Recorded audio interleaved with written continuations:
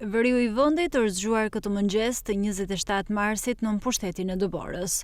Në relievet malore, madje edhe kodrinore gjatë natës, por edhe orëve të para të mëngjesit, janë rikthyer rreshjet e Duborës duke lënë pas temperaturat pranverore. Në aksin rrugor, bokë qefthore ka pasur rreshje me intensitet mesatar, ndërsa nuk raportohet problematika në qarkullimin e automjeteve.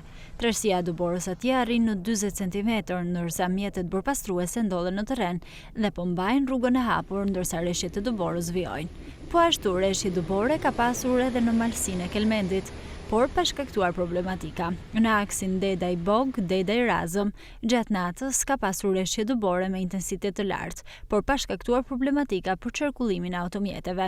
Edhe pika turistike Erasmus është zgjuar në petkun e Duborës, ndërsa nuk paraqiten problematika për qarkullimin e automjeteve.